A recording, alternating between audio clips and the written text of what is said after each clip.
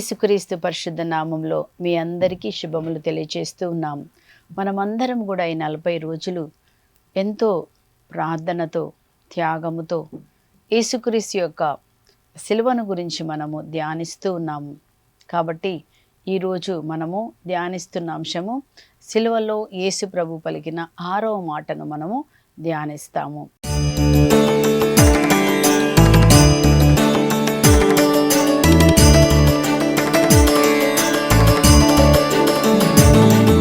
యేసు ప్రభు సిలువలో చెప్పిన 6వ మాట సమాప్తమైనది. యోహాను సువార్త 19:30. యోహాను సువార్త 19:30లో యేసు ప్రభు చెప్పిన మాట మనము ముఖ్యంగా మరి వారమంతా కూడా, ముఖ్యంగా గుడ్ ఫ్రైడే అంతా కూడా మనం చర్చిలోనే కూర్చొని యేసు ప్రభు సిలువలో పలికిన 7 మాటలను మనం ధ్యానిస్తూ, కేవలం ధ్యానించడం మాత్రమే కాదండి, ఆ సిలువ మనకేం నేర్పిస్తుంది కదా. మొదటి మాట క్షమాపణ నేర్పిస్తుంది. రెండో మాట ఏమి నేర్పిస్తుంది? పశ్చాత్తాపపడ్డప్పుడు మనకి మళ్ళీ రక్షణ దొరుకుతుంది. కాబట్టి మన పాపాల కోసం మనం పశ్చాత్తాపపడాలి. మూడో మాటగా మనం ఏం చూసాము? ఇదిగో నీ తల్లి, అనగా తల్లి తండ్రులను, పెద్దవారిని, మనకిచ్చిన వారిని మనము చూసుకోవాలి. అలాగే ఇదిగో నీ కుమారుడు అంటే అలాగే మన పిల్లల పట్ల మన బాధ్యతను మనము నెరవేర్చాలని. నాలుగోదిగా మనం ఏం చూస్తున్నామంటే, నా దేవా నా దేవా నువ్వు నన్నేలా విడనాడితివి. ఒక వేదన, ఎడబాటు అనమాట, తండ్రికి ఎడబాటు. మనం కూడా పాపం చేసినప్పుడు మనం ఎన్నోసార్లు దూరంగా వెళ్తాము, కానీ ప్రార్థన ద్వారా మళ్ళీ మనము దగ్గరికి రావాలి. మన పాపం కోసం యేసు ప్రభు తండ్రికి ఎడబాటు వచ్చినట్టుగా చూసాం. అలాగే మనం 5వదిగా మనం చూసినాం, యేసుప్రభు సిలువలో చెప్పిన మాట, నాకు దాహమగుచున్నది. యేసుప్రభు యొక్క దాహము ఈ లోకమైనటువంటి నీళ్ళ కోసం కాదు, కానీ ఏ దాహం అండి? నీ ఆత్మ నా ఆత్మ రక్షించాలని దాహం, నిన్ను నన్ను పరలోకానికి తీసుకెళ్లాలని దాహం, నిన్ను నన్ను దురాత్మ శక్తుల నుంచి విడిపించి పరలోకానికి తీసుకెళ్ళాలి. కాబట్టి ఈరోజు మనకు కూడా ఒక దాహం ఉండాలి. నేను కూడా యేసుప్రభుని మాట విని పరలోకానికి వెళ్ళాలి. నాకు, మనందరికి ఒక దాహం ఉండాలి. యేసుని తెలుసుకోవాలని, ఆరాధించాలి అన్న ఒక దాహమే ఈరోజు మనము యేసుతో సహవాసానికి. ఈరోజు 6వ మాట మనం ధ్యానిస్తున్నాం. 6వ మాట ఏంటంటే, యేసుప్రభు పలికిన మాట యోహాను సువార్త 19:30లో సమాప్తమైనది అని పలికారు కదండి. ఈ సమాప్తం అన్న మాట విజయముతో కూడినటువంటి మాట, బిగ్గరగా చెప్పారు. విజయంతో, సంతోషంతో చెప్పిన మాట సమాప్తమైనది అని యేసు ప్రభు పలుకుతున్నారు. ఈ సమాప్తమైన మట్టి మాటను గ్రీక్ భాషలో ఏమంటారంటే టిటిలెస్టాయ్. అంటే ఒక రాజు యుద్ధంలో వారి శత్రువును పూర్తిగా ఓడించిన తర్వాత వాళ్ళొక పెద్ద కేకేస్తారు. ఏ రాజు అయితే యుద్ధంలో శత్రువును ఓడిస్తారో వాళ్ళందరూ నిలబడి ఒక మాట గట్టిగా అంటారు. ఏమంటారంటే టెటిలెస్టాయ్, అంటే శత్రువు పూర్తిగా నాశనము చేయబడినది. ఏమని చెప్తారు? శత్రువు పూర్తిగా నాశనము చేయబడినది అనే ఒక కేక వేస్తారండి. శత్రువునంతా నాశనం చేసిన తర్వాత అన్నీ చెక్ చేస్తారు. ఇంకా ఎక్కడైనా మిగిలిందా సాతాను శక్తి? శత్రువు ఇంకా ఎక్కడైనా ఉందా? శత్రు శేషమైన ఉందా? మొత్తం కంప్లీట్గా వాళ్ళు ఏం చేస్తారు? వాళ్ళ శత్రువును పూర్తిగా నాశనం చేసిన తర్వాత పలికే మాట సమాప్తమైనది. ఏం సమాప్తమైనది? మృత్యువు, శత్రువు నాశనం చేయబడినది. విజయము సంపూర్ణము, సంపూర్ణమైన విజయం. యేసు ప్రభు ఆ మాట పలుకుతున్నాడు సిల్వలో. మృత్యువు, శత్రువు నాశనం చేయబడినది, విజయము సంపూర్ణము. మరి యేసు ప్రభు సిలువలో ఏమేమి సమాప్తం చేసిన తర్వాత ఆ మాట పలికారు? మనం ఈరోజు 7 విషయాలు నేర్చుకుందాం. యేసు ప్రభు సమాప్తం చేసిన 7 విషయాలు. మొట్టమొదటి విషయం ఏంటి అంటే, యేసు ప్రభు సాతాను యొక్క అధికారాన్ని యేసు ప్రభు సమాప్తం చేశారు. సాతాను అధికారం పూర్తిగా సమాప్తం చేసి ప్రభు చెప్తున్నారు సమాప్తమైనదని చెప్తున్నారు. మనం చదువుతున్నాము కొలొస్సీలకు రాసిన లేఖలో 2వ అధ్యాయం 15వ వచనంలో. అక్కడ మనం ఏం చూస్తున్నామంటే, యేసు ప్రభు ఆ సిలువ పైన క్రీస్తు ప్రధానులను, అధిపతులను, నిరాయుధులను చేశాడు. చూసారండి, మన రాజుల రాజు యేసు ప్రభు ఏం చేశారండి? యేసు ప్రభు ఆ యొక్క శిలువ పైన ప్రధానులు, అధికారులు, ఈ ప్రధానులు అధికారులు మనం ఎక్కడ చదువుతున్నాము? ఎఫీషియుల పత్రిక 6:12లో మనం ఏం చూస్తున్నామంటే, మనం ఈ లోకంలో మనం పోరాటంలో ఉన్నాము. మన పోరాటము రక్త మాంసములతో ఉన్న భర్త కాదు, లేకపోతే అత్తమ్మ కాదు, మన ఆఫీస్లో ఉన్నటువంటి వ్యక్తులు కాదు. ఒక దురాత్మ నీకు నాకు వ్యతిరేకంగా పోరాటం చేయుచున్నాడు. ఇది మనది ఆధ్యాత్మిక పోరాటం, మామూలు పోరాటం కాదండి. ఒక దుష్టుడు నీకు వ్యతిరేకంగా పనిచేస్తూ నిన్ను రకరకాలైనటువంటి చెడ్డ తలంపులతో నింపి పెడతాడు, నిరుత్సాహ తలంపులతో నింపి పెడతాడు. నీ మనసుతో యుద్ధం చేస్తూ నువ్వు పనికి రాని వాడివని అనేకమైన తలంపులు నింపి నిన్ను అనేక విధాలుగా నాశనం చేస్తుంటాడు. కనుక మనతో పోరాడుతున్న ఈ ప్రధానులు, ఏ ప్రధానులైతే నీకు నాకు వ్యతిరేకంగా, మనకి మన పిల్లలకు వ్యతిరేకంగా పనిచేస్తున్నాడు, ఆ సాతాను శక్తిని ఏం చేశారంట చూడండి, క్రీస్తు ప్రధానులను అధిపతులను నిరాయుధులను చేసెను. నిరాయుధులు అంటే వాడి శక్తి ఇంకా పని చేయకుండా చేశారు. వారిని బందీలుగా చేసి తన విజయ యాత్రలో నడిపించి అందరకు బహిరంగంగా ప్రదర్శించారంట. ఏమని ప్రదర్శించారు? సాధారణంగా మనం ఏం చూస్తామంటే, యుద్ధంలో ఎప్పుడైతే రాజు గెలిచిన రాజు ఏం చేస్తారంటే, ఓడిపోయిన రాజునంట బండి మీద ఎక్కించి అందరికీ చెప్తారంట, ఈయన ఓడిపోయాడు, ఈయన శక్తి తీసివేయబడింది, ఈజ్ డిఫీటెడ్, ఓడిపోయాడు అని అలా బండి మీద ఎక్కించి చూపిస్తారంట ఊరేగింపుగా. ఇక్కడ అట్లాగే చూస్తున్నాం. యేసుప్రభు ఏం చేస్తారు? తన విజయ యాత్రలో నడిపించి అందరికను బహిరంగంగా ఏమని చూపించారు? సాతాను శక్తి తీసివేయబడినది. యేసు ప్రభు మరి ఏం చేశారంటే, ఆదాము ఏదైతే అధికారాన్ని కోల్పోయాడో, సాతాను చేత మోసగించి అధికారంను ఆదాంలో నుంచి తను తీసుకున్నప్పుడు యేసుప్రభు మన మధ్యవర్తిగా వచ్చి ఆ కోల్పోయిన అధికారాన్ని, సాతాను ఏ అధికారం అయితే మోసంగా మన నుంచి దేవుడు మనకిచ్చిన ఆ యొక్క అధికారాన్ని తిరిగి యేసుప్రభు ఏం చేశారు? సాతాన్ని జయించి మనకి ఆ యేసుప్రభు తన అధికారాన్ని మనందరికి ఇచ్చినట్టుగా మనం చూస్తున్నామండి. కాబట్టి అందుకే ఏమంటున్నాడు యేసుప్రభు? దర్శన గ్రంథంలో మనం ఒక మాట చదువుతాం. దర్శన గ్రంథం 1వ అధ్యాయంలో 18వ వచనంలో ఏమంటున్నారంటే, సజీవుడను నేను మరణించి తిని కాని చూడుము సదా జీవించి ఉందును, మృత్యువు యొక్కయు పాతాళ లోకం యొక్కయు తాళపు చేతులు నా అధీనంలో ఉన్నాయి. యేసుప్రభు ఆయన ఏం చేశారండి? ఈ లోకానికి వచ్చి సాతాన్ని జయించి ఏమంటున్నారు చూడండి, మృత్యువు యొక్కయు పాతాళము లోకపు యొక్కయు తాళపు చేతులు యేసుప్రభు తన చేతిలో తీసుకున్నాడు. ఇప్పుడు పాతాళం యొక్క తాళపు చేతులు ఎవరి దగ్గర ఉన్నాయి? యేసుప్రభు దగ్గర ఉన్నాయి కదా.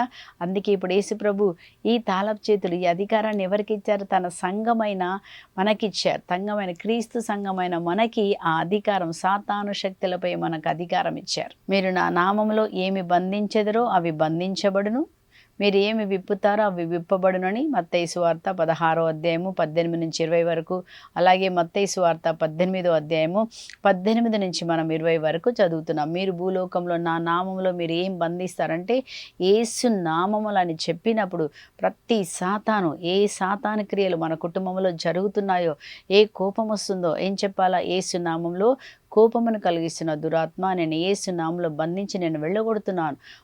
సోమరి ఆత్మను కలగజేసిన దురాత్మ, చెడు మాటలు కలగజేసే దురాత్మ, లేకపోతే చెడు ఆలోచనలు, మన పిల్లలు ఏదైనా చెడు అలవాట్లో ఉన్నారనుకో, యేసు నామములో మా పిల్లల్ని చెడు అలవాట్లు పట్టిన ఆత్మ యేసు నామములో నేను బంధించి నేను వెళ్ళగొడుతున్నాను అని చెప్పినప్పుడు ఆ దురాత్మలన్నీ కూడా యేసు నామములో వెళ్ళిపోతాయి. కాబట్టి మనం ఏం చేయాలంటున్నాడు? మీరు బంధించి మీరు వెళ్ళగొట్టండి, నేను సాతాన్ని జయించి ఉన్నాను. ఈరోజు మనం అందరం కూడా ఏం చేయాలంటే, ఆ సాతాన్ని మనం జయించి వెళ్ళగొట్టాలి కదా. లూకా సువార్త 10:19లో మనం ఏం చదువుతున్నాము? నేను మీకు పాములను నలగదొక్కడకు అధికారం ఇచ్చాను, అవేవి ఎంత మాత్రం మీకు హాని చేయవు, తంత్రాలు మంత్రాలు మన మీద పని చేయవు. ఎప్పుడు పనిచేయవు? ఏసు రక్తం మన మీద చిలకరించుకోవాలి. ఏసే రక్తం ఉన్నప్పుడు ఏ సాతాను లోపలికి రాలేడు. కనుక మనం ఏం ధ్యానిస్తున్నాము ఈ 40 రోజులు? ఏసే రక్తమును ప్రతిరోజు మనం వాడాలా. ఏసే రక్తం మన మీద, మన పిల్లల మీద మనం ప్రోక్షించుకోవాలా. వాక్యం చదవాలా, వాక్యాన్ని నోటితో మాట్లాడాలా, మనకు వ్యతిరేకంగా ఉన్న సాతాను క్రియలు లయం చేయాలా. అప్పుడే మన జీవితంలో ఏం జరుగుద్దండి? సాతాను క్రియలు మనము జయించగలుగుతాం కదా. ఇంకా ఎలా జయించాలి? మన శరీరమును నీతికి సాధనములుగా అర్పించుట ద్వారా మనం సాతాన్ని మనము కూడా ఓడించాలి. మనం కూడా సాతాను చేతిలోకి మనం వెళ్ళకూడదు కదా. మనం నీతిగా జీవించినప్పుడు మరి సాతాను క్రియలు మన మీద పనిచేయవు. దర్శన గ్రంథం 12వ అధ్యాయంలో అక్కడ మనం 11, 12లో మనం ఏం చదువుతున్నామంటే, సాతాను మన సహోదరులు ఓడించాలంట. ఎలా ఓడించాలంట? గొర్రెపిల్ల రక్తం ద్వారా, వారు పలికిన సాక్ష్యం ద్వారా. అంటే గొర్రెపిల్ల రక్తం అంటే యేసుప్రభు రక్తం ఎప్పుడైతే మనం తీసుకుంటామో సాతాను నువ్వు జయిస్తావు. మనం కూడా జయించాలా. యేసుప్రభు మనని లోకంలో పెట్టాడు, కానీ సాతానుపై మనకు అధికారం ఇవ్వబడింది. ఈ అధికారాన్ని ఎలా మనము సాతాను ఓడిస్తాము? యేసే రక్తం ద్వారా. యేసే రక్తం నా మీద, నా పిల్లల మీద ఉంది. యేసు రక్తం ద్వారా నేను సాతాను శక్తుల నుంచి విముక్తి పొంది ఉన్నాను. యేసు రక్తం ద్వారా నేను పరిశుద్ధపరచబడి ఉన్నాను అని చెప్పినప్పుడు మనలో ఉన్న పాపం వెళ్ళిపోతుంది, మనలో ఉన్న భయం వెళ్ళిపోతుంది. పాపం ఉన్నప్పుడు సాతాను చెప్తాడు, నువ్వు ఇది చేసావు, అది చేసావు. అవును నిజమే, కానీ నేను పాపం ఒప్పుకున్నాను, ఆ యేసే రక్తం నన్ను కడిగింది అని మనం యేసే రక్తం కడిగి మనం ఎలా ఉండాలండి? ధైర్యంగా ఉండి సాతాన్ని మనము ఎదిరించాల. హల్లెలూయా. రెండోదిగా యేసు ప్రభు ఏం సమాప్తం చేశారంటే, ఆయన మరణపు ముళ్ళును ఆయన విరిచి వేశారు. 1 కొరింథీయులకు రాసిన లేఖ 15వ అధ్యాయము 54 నుంచి 57 వరకు మనం ఈ విధంగా చదువుతున్నాము. మృత్యువు సదా నాశనం చేయబడినది. ఏ మృత్యు అండి? మరణం అనే మృత్యువు. ఏ మరణము? శారీరక మరణం కాదు, కానీ మనము నరకానికి వెళ్ళకుండా, మన ఆత్మ పాపం వల్ల చనిపోయినప్పుడు మనం నరకానికి వెళ్తాము. కానీ యేసు ప్రభు ఏం చేశారు? ఇక్కడ మనం చూసినాం, ఆ మృత్యువును ఏదైతే మన జీవితంలో ఉందో మృత్యువును ఆయన నాశనం చేశారంట. ఆయన అంటున్నాడు, ఓ మృత్యువా నీ విజయం ఎక్కడా? బాధ కలిగింపగల నీ ముళ్ళు ఎక్కడా? ఏ ముళ్ళండి? మరణం యొక్క ముళ్ళు పాపమే. ఏ పాపమైతే మనల్ని ప్రతిసారి నరకానికి లాక్కొని పోతుందో ఆ మరణపు ముళ్ళు అంటే యేసుప్రభు ఏం చేశారు? విర్రగొట్టాడంట కదండి. ఆ మరణపు ముళ్ళు యేసుప్రభు ఏం చేశారు? తను పాపాన్ని జయించి, ఏ పాపం కూడా తను చేయకుండా, ఆయన అన్నాడు ఏనాడు అబద్ధం ఆడలేదు, ఒక్క పాపం కూడా చేయకుండా పాపాన్ని జయించి పాపకున్న బలాన్ని ఆయన తీసివేసి మనందరికీ ఆయన విడుదల కలగజేశారు. అది మనం చదువుతున్నాం. ఎఫెసీయులకు రాసిన పత్రికలో మనం చదువుతున్నాం 2వ అధ్యాయం 1వ వచనంలో ఏమని చదువుతున్నామంటే, మన అపరాధం వల్ల మీరు పాపం వల్ల, అపరాధం వల్ల ఆధ్యాత్మికంగా మనం మరణించాం. ఆధ్యాత్మిక మరణం, శారీరక మరణం కాదు, ఆధ్యాత్మికమైన మరణం. మనకు అలాంటి ఆధ్యాత్మికంగా మీరు మరణించితిరి. కానీ ఏం చేశారంటే యేసు ప్రభు ఆయన మేము తిరిగి మళ్ళీ బ్రతికించారు. ఎలా బ్రతికించారు మనం చూస్తున్నాం. యేసు ప్రభు ఏం చేశారంట? అపరాధం వల్ల, ఎఫెసీయులకు రాసిన లేఖ 2:5, అపరాధం వల్ల ఆధ్యాత్మికముగా నిర్జీవులై ఉన్న మనలను క్రీస్తుతో పాటు ఆయన మనల్ని ఏం చేశారంట? పునర్జీవులను. పాపంలో చనిపోయిన నిన్ను మళ్ళీ యేసుప్రభు మన పాపాలు ఆయన తీసుకొని పాపం నుంచి మనకు విడుదల ఇచ్చారు. యేసుక్రీస్తుతో ఐక్యం పొందటం వల్ల ఏం జరిగిందంట? ఆయన మనలను పునర్జీవులను చేసి పరలోకంలో ఆయనతో పాటు కూర్చుండబెట్టారంట. మనకి ఎక్కడి నుంచి తప్పించాడు? నరకము నుంచి, నిత్య నరకాగ్నిలో నుంచి తప్పించి మన నిత్య జీవంలోనికి ఆయన మనల్ని చేర్చి ఉన్నారు. మరణమును ఆయన సమాప్తం చేసి చెప్తున్నాడు, సమాప్తమైనది కదండి. మన జీవితంలో యేసుప్రభు మరణాన్ని తీసేశారు. కనుక ఈరోజు మనం ఏం చేయాలా? మన ఆత్మను ఎవరికి అప్పచెప్పాలా? యేసుప్రభుకు అప్పచెప్పాలా. ఏ విధమైనటువంటి అలాంటి ఏమంటారు అశుద్ధమైన పనులు మనం చేయకూడదు. మనం ఒకప్పుడు పాపం చేశాము, ఇప్పుడు ఎప్పుడైతే పాపం చేశామో ఇప్పుడు మీరు ఏం చేయాలా? నీతికి సాధనములుగా మీ శరీరములను అప్పచెప్పండి.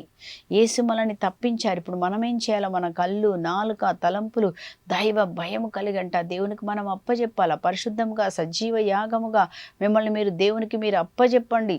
అలా మనం జీవించాలా. అప్పుడు మనము ఆ మరణం నుంచి మనం తప్పించబడతాం. యేసు ప్రభు మనకు ఆల్రెడీ మనల్ని తప్పించి మన ఆత్మను రక్షించారు. మనం ఏం చేయాలండి? ఈ లోకంలో నిన్ను నన్ను ఒక సాక్షిగా పెట్టాడు. మనం కూడా సాతాను శక్తులను జయించి ఏమన్నారు? మీరు దేవుని దగ్గరికి మీరు రండి. యాకోబు 4:7లో మనం చదువుతాం, మీరు దేవుని దగ్గరకు వచ్చి దేవునికి లోబడి సాతాన్ని ఎదిరించాలి. అంటే మనం ప్రతి విషయంలో దేవుని వాక్యానికి మనం లోబడినప్పుడు సాతాన్ని మనం ఎదిరిస్తాం. ఆ విధంగా మనం సాతాను నుంచి ఎదిరించి మన ఆత్మను మనం కాపాడుకోవాలి. మూడోదిగా యేసు ప్రభు సిలువలో ఏమి సమాప్తమైందని పలుకుతున్నారంటే, తండ్రి తనకు అప్పగించిన పనిని పూర్తి చేసి ఎంతో సంతోషంగా, దేవుడు నా తండ్రి నాకు ఇచ్చిన పని నేను పూర్తి చేశాను అని విజయంతో చెప్పిన మాట అండి. మనం చదువుతున్నాము యోహాను సువార్త 17వ అధ్యాయం 4వ వచనంలో, నీవు నాకు అప్పగించిన పనిని పూర్తి చేసి నిన్ను ఈ లోకంలో మహిమ పరిచితిని ఓ తండ్రి అని యేసు ప్రభు చెప్పిన మాట. ఏమంటున్నారు చూడండి, నీవు నాకు అప్పగించిన పనిని పూర్తి చేసి నిన్ను ఈ లోకంలో మహిమ పరిచితిని. యేసు ప్రభు ఈ లోకానికి వచ్చి ఏం చేశారంట? తండ్రి తనకు అప్పగించిన పనిని పూర్తి చేశారు. మనం చదువుతాము యోహాను సువార్త 4వ అధ్యాయంలో కూడా అక్కడ మనం చూసినప్పుడు 34వ వచనంలో శిష్యులు వచ్చి అంటారు, యేసయ్య ఆహారం తినండి అంటే అంటారు, నా తండ్రి చిత్తమును నెరవేర్చుటే నాకు ఆహారము, అంతకు తప్ప నాకు వేరే ఆహారం లేదు, నన్ను పంపిన నా తండ్రి యొక్క చిత్తము నెరవేర్చడమే నాకు ఆహారం. చూశారండి, తన ఆహారము, తన ధ్యాస ఏంటంటే తండ్రి నాకు ఏ పని ఇచ్చారో ఆ పని మాత్రమే నేను చెయ్యాలి అని చెప్పి ఆ పని మీద ఒక ఏమంటున్నారు, ఒక గురి కలిగి యేసుప్రభు తండ్రి చిత్తాన్ని నెరవేర్చారు. అలాగే మనం చూస్తున్నాం లూకా సువార్త 22వ అధ్యాయం 42వ వచనంలో గెత్సెమనీ తోటలో యేసుప్రభు ఏం చేస్తున్నారండి, అక్కడ ఎంతో వేదనతో కూడిన ప్రార్థన చేస్తున్నాడు. అప్పుడు అంటున్నాడు, తండ్రి నీ చిత్తమైనచో ఈ పాత్రను నా నుంచి తొలగించు. ఆ పాత్ర ఏం పాత్ర అండి? ఆదాము నుంచి ఇప్పటి వరకు మానవులు చేసిన పాపం అనే పాత్ర. ఆ పాత్ర ఏంటంటే అందరి పాపము యేసుప్రభు మీద మోపబడుతుంది. ఎందుకు?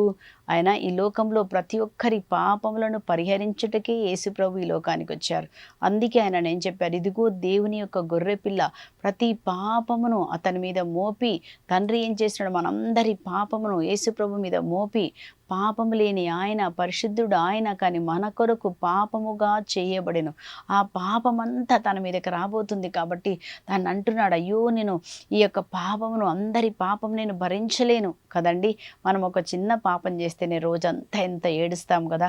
అందరి పాపము మరి యేసు ప్రభు మీద మోపబడినప్పుడు ఎలాంటి ఒక వేదన అయినప్పటికీ తండ్రి చిత్తం అది అందరి కోసం తను మరణించడానికి, అందరి పాపం కోసము ప్రాయశ్చిత్త బలిగా తన్ను తాను అర్పించి మనందరి పాప పరిహారం కోసం ఈ లోకానికి వచ్చి తండ్రి చిత్తాన్ని నెరవేర్చారు కదా. మరి మనం ఈరోజు మనకిచ్చిన పనిని మనము నెరవేరుస్తున్నామా? ఒక తల్లిగా తండ్రిగా దేవుడు మనకిచ్చిన పని, మనకు కూడా ఒక బాధ్యత అప్పగించబడింది. తల్లిదండ్రులారా మీరు మీ పిల్లల కొరకు ప్రార్థన చేయండి. పిల్లలారా మీరు తల్లిదండ్రులకు విధేయతగా ఉండండి. రకరకాలుగా దేవుడు మనకు పనిని అప్పచెప్పారు. మనం చదువుతాం అపోస్తుల కార్యం 20వ అధ్యాయంలో అక్కడ 28వ వచనంలో అక్కడ ఏమంటారంటే పౌలు గారు, పరిశుద్ధాత్మ మీకు అప్పచెప్పిన పనిని చేయండి. యేసుప్రభు తన సొంత రక్తం చేత కొనబడినటువంటి సంఘమును మీరు జాగ్రత్తగా చూసుకోండి. మరి మొదటిగా మనకు అప్పచెప్పిన వారు భర్త, భార్య, పిల్లలు, వారి కొరకు ప్రార్థన చేయాలా, పిల్లల్ని సరైనటువంటి క్రమంలో పెంచాలా, బుద్ధి మాటలు మనం చెప్పాలా కదండి. మరి కాబట్టి మనకిచ్చిన మంద ఏదైతే నీ పరిచర్య చేస్తున్నావో, ఏదైతే ఉద్యోగం చేస్తున్నావో ఆ పనిని మనము సరిగా చేస్తున్నామా కదా. స్వల్ప విషయాల్లో నమ్మకంగా ఉంటే దేవుడు ఏమిస్తాడంట, పెద్ద పనిని ఇస్తారంట. మనం నిజంగా నీతిగా నిజాయితీగా దేవుని వాక్యానికి లోబడి మనం ఉంటున్నామా? తండ్రి చిత్తం ఏంటిది? ఈ సర్వ లోకానికి వెళ్ళి మీరు సువార్తను చెప్పండి అన్నారు. వాళ్ళ సువార్తను మనం చెప్తున్నామా? దేవునికి మనం నమ్మకమైన బిడ్డలుగా మనం ఉన్నామా? మనం కూడా చూడాలా. యేసేని చూసి మనం ఏం నేర్చుకోవాలి? ఆయన నమ్మకంగా ఉన్నాడు తండ్రి పని, మనం కూడా తండ్రి పని నెరవేర్చాలి. 5వదిగా యేసుప్రభు ఏం సమాప్తం చేశారంటే, లేఖనములలో తనను గురించినటువంటి ఆ లేఖనములన్నిటినీ, తనను గురించిన లేఖనములన్నీ ఆయన పరిపూర్తి చేసి సమాప్తమైనది అంటున్నారు. మనం చదువుతున్నాం లూకా సువార్త 24వ అధ్యాయంలో 44 నుంచి మనం ఏమని చదువుతున్నామంటే, యేసు ప్రభు వారితో ఇట్లు చెప్పాను, నేను మీతో ఉన్నప్పుడు మోషే ధర్మశాస్త్రంలోను ప్రవక్తల గ్రంథంలోను కీర్తనల గ్రంథంలోను నన్ను గురించి వ్రాయబడినవన్నీ నెరవేరవలెనని మీతో చెప్పిన మాటలు నెరవేరినవి. చూసారండి, యేసు ప్రభు చెప్తున్నారు, నా గురించి లేఖనంలో ఏమని రాయబడి ఉన్నాయి? మోషే ధర్మశాస్త్రంలోను మీలో నుంచి ఒక ప్రవక్త వస్తాడు, ఆయన మిమ్మల్ని పరిపాలిస్తాడు, ఆయన రాజుగా, రాజదండం మన చేతిలో ఉంటుంది, ఆయననే యేసు ప్రభు, ఆయన గురించి చెప్పింది. అలాగే ప్రవక్తల గ్రంథం అంటే మనం చదువుతాం కదండి. ఏషియా గ్రంథంలో ఏమని రాయబడింది? ఏషియా గ్రంథంలో ఆయన గురించి ఏషియా గ్రంథం 53వ అధ్యాయం చదివినప్పుడు ఆయన ఏ విధంగా ఆయన పొందిన దెబ్బల చేత మనకు స్వస్థత కలుగుతుంది, ఏ విధంగా మన పాపమంతా ఆయన మీద మోపబడింది,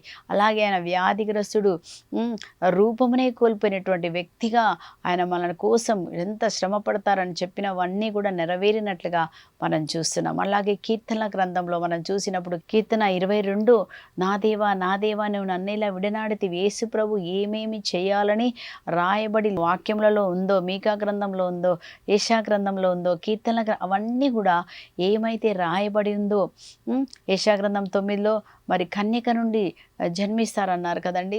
అలాగే మనం చూసినాం ప్రతి ఒక్కటి కూడా యేసుప్రభు అన్నాడు, లేఖనములలో నా గురించి రాసినవన్నీ కూడా సమాప్తమైనవి, నేను పరిపూర్తి చేశానంటున్నారు. అలాగే ఈరోజు దేవుడు మనకేదైతే వాగ్దానాలు ఇచ్చారో అవి తప్పకుండా నెరవేరుస్తారు. నీ కొరకు మనకెన్ని వాగ్దానాలండి యొక్క పరిశుద్ధ గ్రంథంలో, ఆ వాగ్దానాలన్నీ ప్రభు నెరవేరుస్తారు. కనుక ఈరోజు మనం కూడా ధైర్యంగా ఉందాము.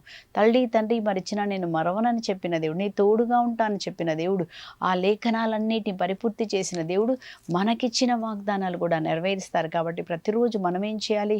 ఆ వాగ్దానాలు ఎత్తిపట్టుకొని మనం కూడా చెప్పినప్పుడు ఆ లేఖనములు నీ గురించి, నీ కుటుంబానికి గురించి, నీకు ఇచ్చిన వాగ్దానములన్నీ మనం మర్చిపోకూడదంట. ప్రభువా, ఆదికాండం 12లో నేను దీవించి నీ కుటుంబాన్ని ఇతరులకు దీవెనకరంగా మారుస్తాను, ఇది నా జీవితంలో నెరవేరబడును గాక అని మనం ప్రతి వాగ్దానాన్ని ఎత్తి చెప్పినప్పుడు ఆ వాగ్దానములు దేవుడు మన జీవితంలో నెరవేరుస్తారు. ఆరోదిగా మనం చూస్తున్నాం దేవుడు ఇంకా ఏం చేస్తున్నారంటే, ఆయన పాప స్వభావమును సంపూర్తిగా సిలువలో ఆయన తొలగించి సమాప్తమైనదని పలుకుతున్నారు. మనం చూస్తున్నాము రోమాపత్రికలో మనం చూసినప్పుడు 6వ అధ్యాయం 6వ వచనంలో ఏమని రాయబడిందంటే, మన పాత స్వభావము, పాప స్వభావము సిలువలో చంపివేయబడి ఉన్నది కనుక పాపం మనల్ని ఇప్పుడు పరిపాలించదు. రోమాపత్రిక 6:14లో పాపం మనల్ని పరిపాలించదు. పౌలు గారు కూడా ఏడుస్తారు. రోమా 7వ అధ్యాయంలో ఏమంటారు? ఏం చేయకూడదో దాన్నే చేస్తాను, ఎవరు నన్ను విడిపిస్తారు? 8వ అధ్యాయంలో రోమా 8:2లో అక్కడ జవాబు చెప్తున్నారు. యేసుక్రీస్తుకి మహిమ కలుగును గాక. నా శరీరంలో పాపం ఉంది, కానీ పాప స్వభావాన్ని యేసుప్రభు సిలువలో కొట్టివేసి పాపము నుంచి, పాప స్వభావము నుంచి మనకు విడుదల కలిగింది. ఇలా పరిశుద్ధాత్మ ద్వారా, మనకి పరిశుద్ధాత్మను దేవుడు ప్రసాదించడం ద్వారా ఈ పరిశుద్ధాత్మ మనకు సహాయం చేస్తారు. నువ్వు పాపములో పడకుండా హెచ్చరిస్తారు, మనకు బలమునిస్తారు, శక్తినిస్తారు. ఆ విధంగా మనకేం చేశారు? పాప స్వభావము నుంచి మనకి విడుదల కలిగినట్టుగా మనం చూస్తున్నాం. 7వదిగా మనం చూస్తున్నాము, యేసుప్రభు ఇంకా ఏం సమాప్తం చేశారంటే, ధర్మశాస్త్రం నుంచి మనకు విడుదల కలిగించి మనల్ని కృపలోనికి తీసుకొని వచ్చారు. ఏ ధర్మశాస్త్రం అయితే మనుషులందరినీ పాపంలోనికి లాక్కొని పోయింది, కానీ యేసుప్రభు ఏం చేశారంటే ఆ ధర్మశాస్త్రంను మనము నెరవేర్చలేకపోయాం కదండి. ఎవ్వరు కూడా ధర్మశాస్త్రం పాటించి మరి నీతిమంతులుగా మారలేదు. కానీ యేసుప్రభు ఏం చేశారు? మనము చేయలేనిది ధర్మశాస్త్రంలో ఉన్న ప్రతి ఆజ్ఞను ఆయన పాటించి ఆ ధర్మశాస్త్రంకున్న బలాన్ని తొలగించి మనందరినీ కృప కిందకి తీసుకొని వచ్చారని రోమాపత్రిక మనం చదువుతాం. అక్కడ 10వ అధ్యాయంలో 4వ వచనంలో మనం చూస్తున్నామండి. కాబట్టి ఈరోజు చివరిగా మనం ధ్యానిస్తున్నాము. ఏం సమాప్తం చేశారంటే, బలులు అర్పించడం సమాప్తం చేశారు. మనం పాత నిబంధనలు చూసినప్పుడు వాళ్ళు అనేక రకాలైన బలులు వాళ్ళు అర్పించాల. పాపం చేసినప్పుడు, ఆ విధంగా సొంత పాపం చేసినప్పుడు రకరకాలుగా యాజకులు అలా పాపం చేసినప్పుడు వాళ్ళు బలులు అర్పించాల. కానీ యేసుప్రభు ఏం చేశారు? అన్ని బలులకు ఆ బలులన్నిటినీ తనే బలిగా మారి ఆ పాత బలులన్నీ తీసివేసి ఆ బలులన్నీ ఆయన సమాప్తం చేశారు. ఇక్కడ మనం చదువుతున్నాము హెబ్రీల పత్రిక 10వ అధ్యాయము 9వ వచనంలో అక్కడ ఏమని రాస్తున్నారంటే, ఓ దేవా, నీ చిత్తము నెరవేర్చుటకు నేను ఇచ్చటకి వచ్చి ఉన్నాను కనుక పాత బలులను అన్నిటినీ తొలగించి వాటి స్థానమున దేవుడు రెండవదైన క్రీస్తు బలిని నియమించెను. కనుక ఇక్కడ ఏం చూస్తున్నామండి, ఆ విధంగా మరి ప్రతి యూదా యాజకుడంట అనుదినము అర్చన ఓనర్చుచు ప్రతిరోజు వాళ్ళ పాపముల కోసం బలులు అర్పిస్తారంట యూదులు. కానీ ఇక్కడ చూస్తున్నాము ఒకే ఒక రకమగు బలులచ్చినే వాళ్ళు ప్రతిరోజు అదే బలులు అర్పిస్తారంట. ఆ బలులు ఏనాటికి పాపములు తొలగించలేదు. అట్లా కాక క్రీస్తు సర్వకాలమునకు సరియగు పాప పరిహారార్థమైన ఒకే ఒక బలిని అర్పించెను. ఒకే ఒక బలులన్నీ తొలగించబడ్డాయి. ఇప్పుడు యేసుప్రభు ఎక్కడున్నారండి? పరలోకంలో ఉన్నారంట. హెబ్రీల పత్రిక 10:18. కనుక ఇవి క్షమించబడినప్పుడు పాప పరిహారార్థమైన బలి ఇంకా మనము అర్పించలేము. ఆ బలులన్నీ మనకు లేవండి కదా. మనమేమి గొర్రెని మేకని ఏం తీసుకెళ్ళట్లేదు. ఎందుకు? మన పాస్కా గొర్రె పిల్ల యేసుప్రభువే. 1 కొరింథీ 5:7. మనం పాపం చేసినప్పుడు ఏం చెప్పాలా? దేవా, నా పాస్కా గొర్రె పిల్ల యేసుప్రభు, యేసుప్రభుని చూసి నా పాపాలు మన్నించండి.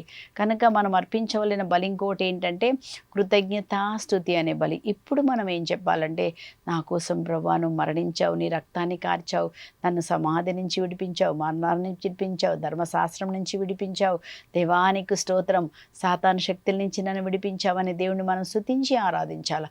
అదొక్కటే మనం చేయవలసిన పని. ఎల్లప్పుడూ కూడా మనం ఒక బలి అర్పించాలా. కీర్తన 50:14లో రాయబడింది, కృతజ్ఞతాస్తుతి అనే బలిని మీరు అర్పించండి. ఆ బలులను మనం అర్పిస్తాం. దేవునికి వందనాలు చెప్తాం. ఎన్ని విషయాలలో దేవుడు మనకు సాయం చేశారు కనుక ఆ దేవుడు ఏమంటున్నాడు ఈరోజు, సమాప్తమైనది. కాబట్టి మన జీవితంలో ఉన్న సాతాను క్రియలన్నీ సమాప్తమైనవి. ఈ మాట మళ్ళీ ఈరోజు మనకు ప్రభు చెప్తున్నారు, సమాప్తమైనది. ఏదేది నీకు వ్యతిరేకంగా బంధకాలు రోగాలు ఉన్నాయో యేసు నామములో ఇవన్నీ ఈరోజు సమాప్తమైపోవును గాక. యేసయ్య సజీవ దేవుడుగా, యేసయ్య రక్తం ఈరోజు మనకి ఆశీర్వాదకరంగా ఉండును గాక. మనందరినీ బంధకాలను విడిపించి పాపమును విడిపించి నీతిమంతులుగా చేసిన దేవుడు కొనియాడదాం. మనం అందరం కూడా దేవుని స్తుతిస్తూ ఆరాధిస్తాం. ప్రార్థించుకుందాం. పరిశుద్ధుడైన తండ్రి, ప్రేమ స్వరూపుడమైన దేవా, మీరు సిలువలో పలికిన 6వ మాట సమాప్తమైనది. ప్రభా, సాతాను కృత్యములను సమాప్తం చేసి మాకు విడుదల ఇచ్చినందుకు మీకు వందనాలు ప్రభా. అలాగే ప్రభా, నిత్య నరకాగ్నిలో నుంచి మమ్మల్ని తప్పించి మాకు నైనా మా ఆత్మను ప్రభా అయా తండ్రి ఇదిగో నాయన బ్రతికించి మమ్మల్ని పరలోకంలో పెట్టిన దేవా, నీకు స్తోత్రం, నీకు ఘనత, నీకు మహిమ, నీకు ఆరాధన చెల్లిస్తాం. లేఖనములన్నిటిని పరిపూర్తి చేసిన దేవా, మేము మా జీవితంలో ఉన్న ప్రతి ఒక్క వాగ్దానం కూడా అవి నెరవేర్చినట్టుగా మేము కూడా తండ్రి మీకు అప్పగించిన పనిని మీరు చేసినట్టుగా మేము కూడా మా పనిని చేయటకు కావాల్సిన కృప, కనికరం, దయ మాకు ఇవ్వండి. ఎల్లప్పుడూ నిన్ను స్తుతించి ఆరాధించుటకు, స్తుతి అనే బలియాగం చెల్లించుటకు మమ్మల్ని అందరినీ ఆశీర్వదించి దీవించమని యేసుక్రీస్తు అతి పరిశుద్ధ నామం పేరిట అన్నీ అడిగి పొందుకొని ఉన్నాం పరలోకపు తండ్రి. Amen, amen. దేవుడు మీ అందరినీ దీవించునుగాక. మనకున్న బంధకాలన్నీ యేసు ప్రభు సమాప్తి చేశారు. ఈరోజు ఆనందంగా సంతోషంగా దేవుని స్తుతిస్తాం. Praise the lord.